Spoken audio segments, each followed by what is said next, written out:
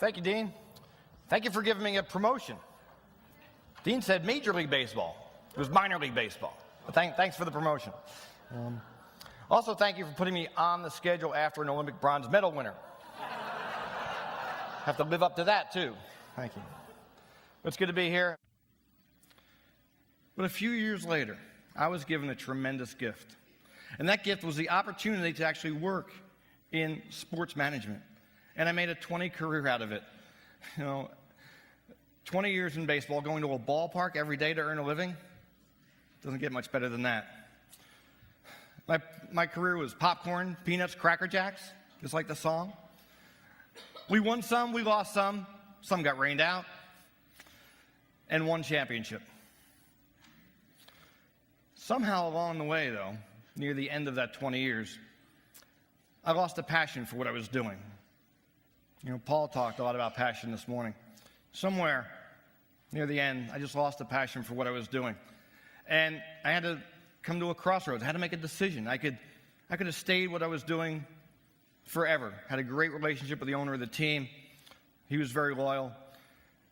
But I'd be sitting at a ball game, sixth inning, out on the left field patio, watching 4,500 people have the time of their life, and I'm looking at my watch. I had to make a decision. It was time to move on.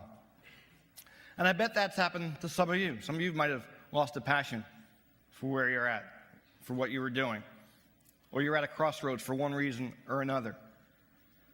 And it's time to move on, time to chase a new dream, like I did 7.5 years ago.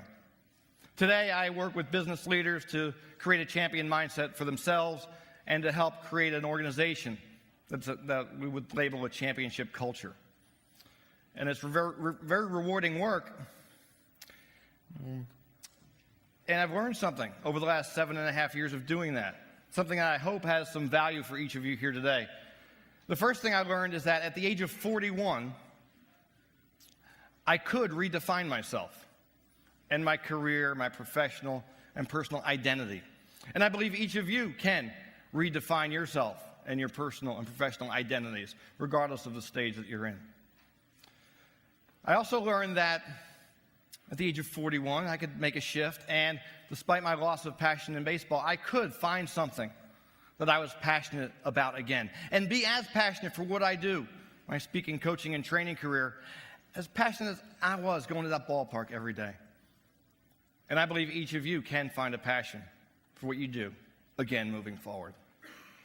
And the third is I've learned over the last 8 years that in coaching business leaders and other people like you that want to get to the next level, you can become a champ over your life and career when you follow the right systems, you have the right mindset, and the right habits. And that's what I want to speak to you about today.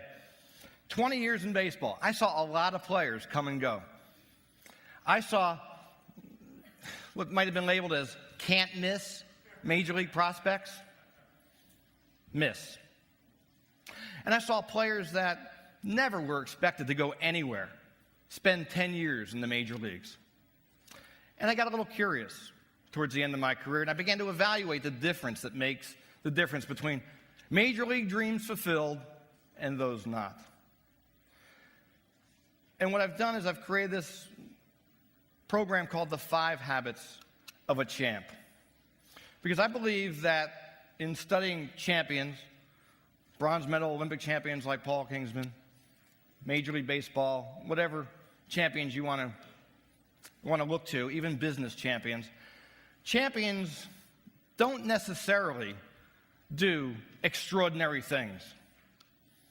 But what they do is they do fundamental things extraordinarily well.